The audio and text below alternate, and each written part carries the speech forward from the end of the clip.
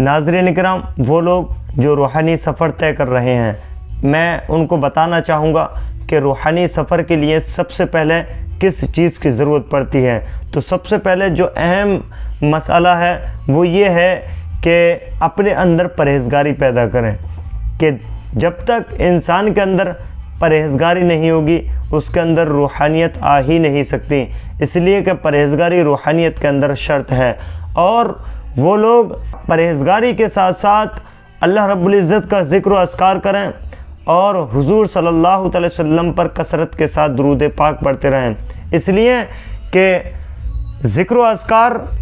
اس طریقے سے ہے روحانیت کے اندر جیسے کہ انسان کے جسم کے لیے کھانے کی ضرورت ہوتی ہے، اسی طریقے سے جب انسان اپنے روحانیت کے اندر قدم رکھتا ہے اور وہ چاہتا ہے کہ میں جو بھی لکھوں اس کے اندر اثر پیدا ہو، یا میں کسی کے اوپر دم کروں تو اس کے اندر تاثیر پیدا ہو، تو چاہیے اسے سب سے پہلے اپنی یہ چیزیں مضبوط کریں کہ نمبر 1 نمازوں کی پابندیاں کریں، نمبر 2 اپنے آپ کو حرام رزق سے بچا کر حلال رزق کھائیں، اور نمبر 3 یہ ہے کہ حضور صلی اللہ تعالیٰ علیہ وسلم سے سچی پکی محبت کے ساتھ ساتھ حضور صلی اللہ علیہ وسلم پر کثرت درود بھی کریں،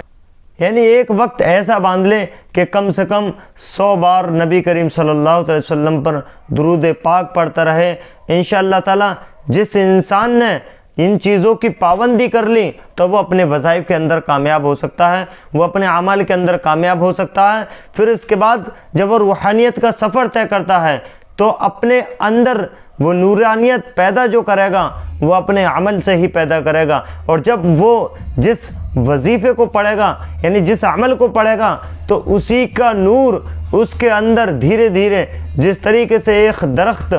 دھیرے دھیرے بڑھتے بڑھتے پورے گھر کو گھیر لیتا ہے، اسی طریقے سے ایک انسان کہ جب جس عمل کا ذکر کرتا ہے اور جس کا ورد کرتا ہے پھر اس کا نور نکل کر جب اس کے اندر پھوٹتا ہے، روشن ہوتا ہے، تو وہ دھیرے دھیرے جب وہ پڑھتا رہتا ہے تو وہ پورے جسم میں اس کے صلاحیت کر جاتا ہے، اور پھر اس نور کی وجہ سے اس کے ہاتھ میں اللہ رب العزت شفا رکھ دیتا ہے، اس کی زبان میں اللہ رب العزت تاثیر رکھ دیتا ہے کہ جب بھی وہ جس کام کو کرتا ہے وہ کام پائے تکمیل تک پہنچ جاتا ہے۔ میں نے بے شمار ایسے لوگ دیکھے ہیں کہ جو نقوش لکھتے ہیں تو ان کے نقوش کام نہیں کرتے، اور وہ اگر وظائف پڑھتے بھی ہیں تو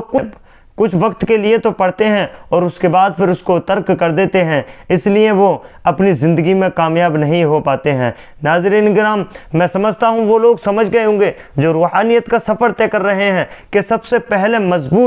انسان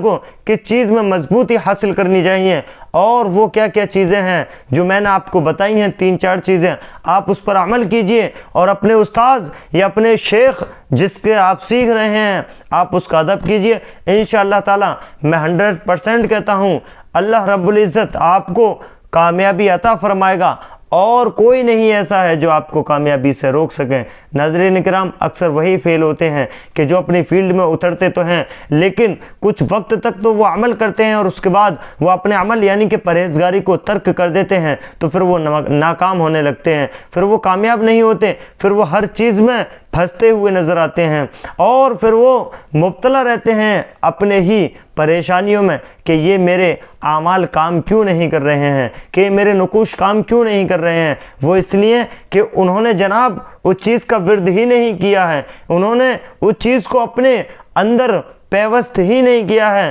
کہ وہ اگر لگاتار وظائف پڑھتے رہتے اور لگاتار وہ عمل کرتے رہتے، پرہیز کو جاری رکھتے، تو انشاءاللہ تعالی وہ کبھی بھی فیل نہ ہوتے۔ میں سمجھتا ہوں کہ آپ کے سمجھ میں آ گیا ہوگا کہ آپ کو کن چیزوں سے پرہیز کرنا چاہیے اور کن چیزوں سے نہیں کرنا چاہیے، اور عملیات کے اندر کن چیزوں کی اہمیت ہے، یہ آپ بخوبی سمجھ گئے ہوں گے۔ اللہ رب العزت سے دعا ہے کہ جو لوگ سفر کر رہے ہیں روحانیت کا، اللہ رب العزت ان کو کامیابی عطا فرمائے، آمین ثم آمین۔